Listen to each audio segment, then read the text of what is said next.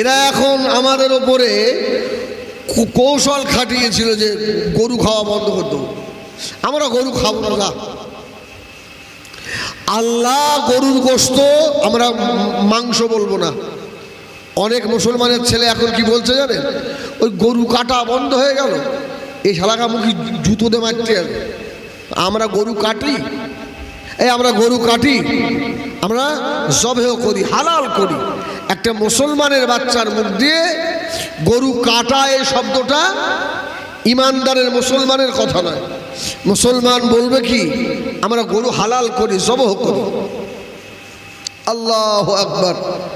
আল্লাহ হালাল করেছে, পেলে হালাল জিনিস খাবো। আর যদি না রাষ্ট্রীয় আইন যদি জারি হয়ে যায়, খাবো না। তোদের গরু তোরা এখন শিখে তুই রাখ, আমাদের কোনো অসুবিধে নেই। আল্লাহু আকবার। দেখেন না কি অবস্থা হচ্ছে। হ্যাঁ, আরে আসলে সরকারের মাথায় এটা নেই। আচ্ছা, সোর বেশি না গরু বেশি? এই দুনিয়ায় শরীরের বাচ্চা কটা করে হয়? 10টা 12টা, কেউ মেও এক এক বস্তা। এত শরীরের বাচ্চা হয়, দুনিয়ায় সোর বেশি দেখা যায়। আর গরুর বাচ্চা একটা করে হয়। সুবহানাল্লাহ বলেন। আল্লাহ হালাল করেছে একটা করে বাচ্চা, শালা কম খাওয়া খায়। হ্যাঁ, আল্লাহু আকবার।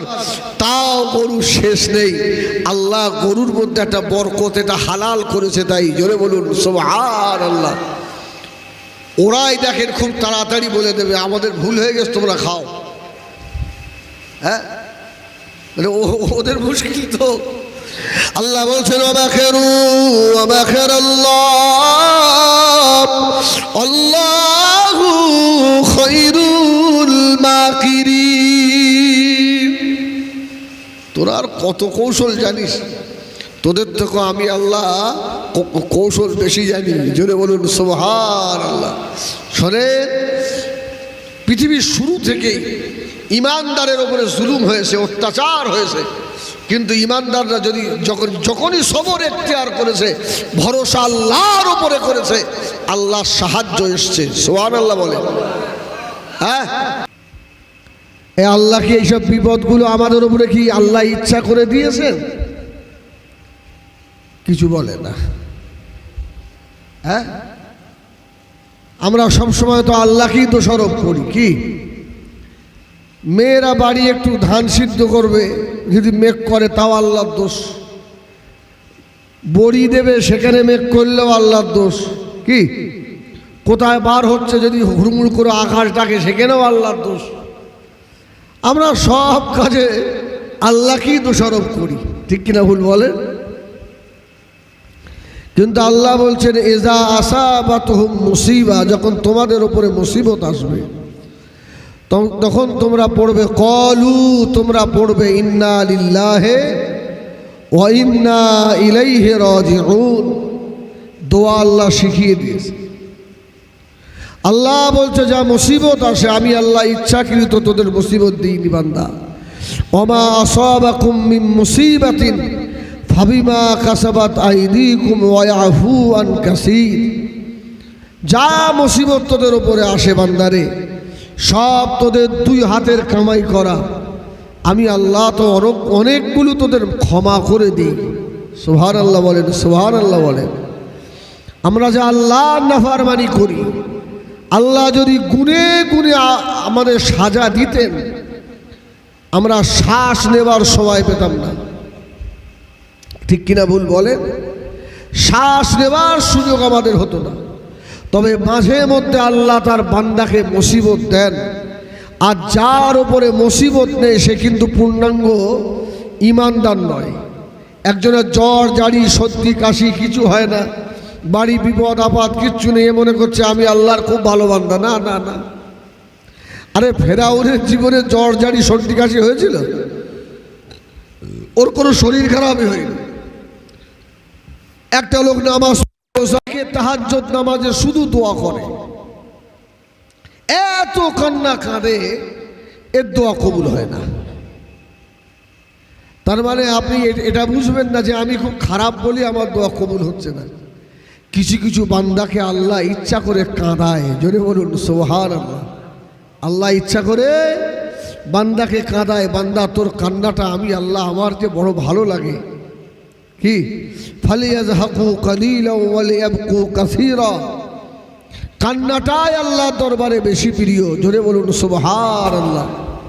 বান্দা একদিন দুদিন 5 দিন কাঁদছে, আল্লাহ একদিন এমন দেওয়া দিয়ে দেবে না, ও আর নিয়ে উঠতে পারবে না। সুবহানাল্লাহ বলে। আল্লাহ বলে ফেরেশতারা দেখ আমার বান্দা দেখ আমাকে কত ভালোবাসে, দেখ আমি আল্লাহ ওকে দিচ্ছি তাও কিন্তু ও আমাকে ভুলে যায় না। সুবহানাল্লাহ বলে। মুসিবত মাঝে মধ্যে আল্লাহ দেন যাতে বান্দা আমি আল্লাহ আমাকে ডাকে। আচ্ছা বলেন, এই যে কুরবানি বন্ধ হয়ে যাচ্ছে, যে জুম্মার নামাজেও যায় না সে কিন্তু একবার বলছে আল্লাহ এই এত বড় বিপদ, কি তার মুখ দিয়ে একবার আল্লাহ বার হচ্ছে, হয় না হয় না বলেন? হ্যাঁ, নামাজ রোজা তার ভিতরে কিছুই নেই, চায়ের দোকানে বসে বসে আড্ডা মারে, চায়ের দোকানে বসে বসে বলছে আল্লাহ এত বড় মুসিবত, আল্লাহ তুমি হেফাজত করো আল্লাহ। সুবহানাল্লাহ বলেন। আল্লাহ বলছে তোরা আমাকে ডাকবি নি, তোরা না, তোদের উপরে এমন বেঈমান জুলুমকারী বাদশা চাপিয়ে দেবো রে বান্দা, দৌড়ে আর কুল পাবিনি। আচ্ছা পৃথিবীতে সব থেকে শ্রেষ্ঠ মানুষ কারা বলেন দিন? এমপি এমএলএ মুখ্যমন্ত্রী প্রধানমন্ত্রী না, কারা কারা? এই খাটাগুলি যে তা বলে ভেল একটা কিছু।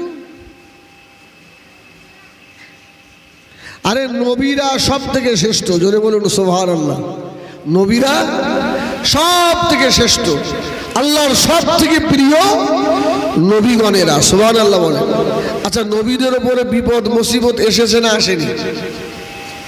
আসেনি?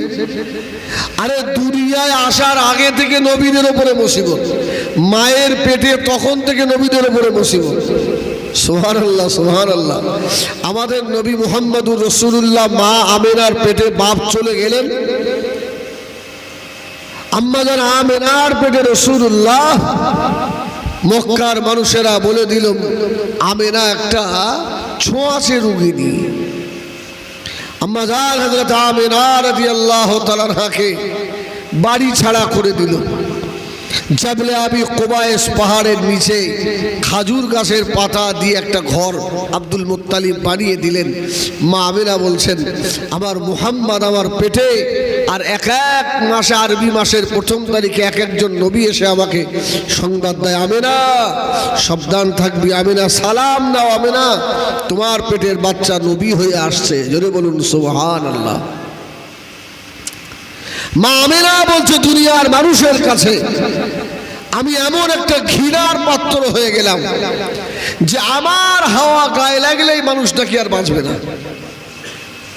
আমার শ্বশুর বাড়ি থেকে আমাকে যেন খাওয়ার দিত একদিন দুদিন পরে, তাও আমার হাতে দিত না, কিন্তু আমার পেটে এমন একজন মহামানব রয়েছে যার খাতিরে আল্লাহ কায়নাত বানিয়েছেন। জোরে বলুন সুবহানাল্লাহ। কি মুসিবত দেখেন। মা আমিনা বলছে দুদিন একদিন পরে দুটো করে খাবার দিয়ে যায় আর চলে যায়, হাতেও দেয় না। কেন? আমিনার হাওয়া যেন গায়ে না লাগে। আজকে যে এই সবরসারির মাহফিলটা উদ্দেশ্য কি? খাতনা তো, এই খাতনা তো, খাতনায় এত বেশি জাঁকজমক করা, যত গোপনীয়ভাবে করে দেওয়া যায় অতটাই ভালো। কি বুঝলেন? আর ওর হুজুর আপনারা এসে ফাঁস করতে দিতে দাওয়াত হবে কী করে? হ্যাঁ, আমাদের দাওয়াত দিস আমরা লুকিয়ে এসে দোয়া করতে চলে যাবো কি? হ্যাঁ, তবে শুনলাম নাকি মায়ের একটা নিয়ত ছিল মিলাদ দেবে, সেও লক্ষ্য করে। আচ্ছা এই খাতনাটা এলো কোথা থেকে? কোন নবীর জামানা থেকে? আজকে সেই নবীর অকেয়ায় বলবো, বলে শেষ করে চলে যাবো খুব অল্প সময়। হযরত ইব্রাহিম আলাইহিস সালাম থেকে, জোরে বলুন সুবহানাল্লাহ। খাতনা ইব্রাহিম আলাইহিস সালাম। আমরা যে মুসলমান এই নামটা কে রেখেছে? সুন্নাত আবিকুম ইব্রাহিম সম্মুখে আসছে কুরবানি। হুয়া সাম্মাকুমুল মুসলিমিন, এই মুসলমান নামটা ইব্রাহিম আলাইহিস সালামই রেখেছে। জোরে বলুন সুবহানাল্লাহ। হয়তো কালকে হয়তো জিলহজের চাঁদ উঠে যাবে। সেই যুগে সব থেকে বড় শয়তান ছিল নমরুদ। কে? যে খোদা দাবি করেছিল। আমাদের শয়তানগুলো তো এখনো খোদা দাবি করিনি কি? আর সে যুগের শয়তান বলেছিল আনা রব্বুকুমুল আলা, খোদা দাবি করে বলেছে। গোরক্ষারা যারা ইব্রাহিম মানে নমরুদের দরবারে থাকতো, ওরা গুনে গুনে দেখে বলল, নমরুদ আমাদের খোদা এবছরে এমন একটা ছেলে জন্ম নেবে যে ছেলে আপনার এই সিংহাসন রাখবে না। আর নমরুদের স্বরাষ্ট্রমন্ত্রী ছিল ইব্রাহিম আলাইহিস সালামের বাপ আজর। কি বললাম? আজর। ওনার নাম তো অরিজিনাল আজর নয়, উনি আজর নামক একটা মূর্তি সবসময় কাছে করে নিয়ে ঘুরতেন ঘাড়ে করে, এই জন্য আজর বলে ডাকা হতো। আমরা অনেক সময় দেখি না রাস্তা দিয়ে আইসক্রিম বলা যাচ্ছে, আমরা কি বলে ডাকি? Ice cream, ice cream. আচ্ছা, ওর নাম কি আইসক্রিম? ও আইসক্রিম বিক্রি করে তাই ডাকছে আইসক্রিম। দাঁড়া, কলাওয়ালা যাচ্ছে ভ্যানে কলা নিয়ে, এই কলা, এই কলা, এই ও কি সত্যিকারের কলা? ও কলা বিক্রি করে তাই ডাকছে কলা। আজর নামীয় মূর্তিটা ইব্রাহিম আলাইহিস সালামের বাপ কাঁধে করে নিয়ে ঘুরতেন, তাই ডাকতো আজর আজর করে। কিন্তু অরিজিনাল নাম তাফসীর কারকেরা লিখেছে তারেক। কি নাম? তারেক। নমরুদ বলে দিল 1,40,00,000 সৈন্য ছেড়ে দিয়েছে, যেন স্বামী স্ত্রী এই বছরে মিলামেশা না করে, কোনো মহিলার পেটে যেন বাচ্চা না আসে। আর তার মূল ভূমিকা পালন করছে ইব্রাহিম আলাইহিস সালামের বাপ আজর, স্বরাষ্ট্রমন্ত্রী।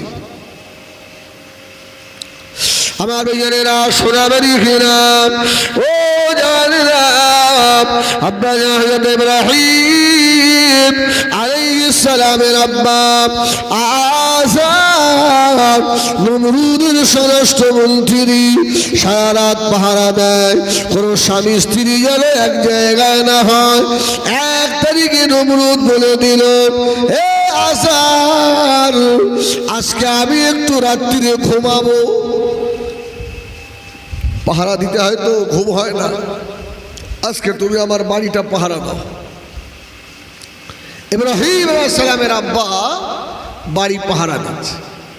আল্লাহর কুদরত, ইব্রাহিম আলাইহিস সালামের আব্বার শরীরের ভিতরে কাম শক্তি এসে গেল।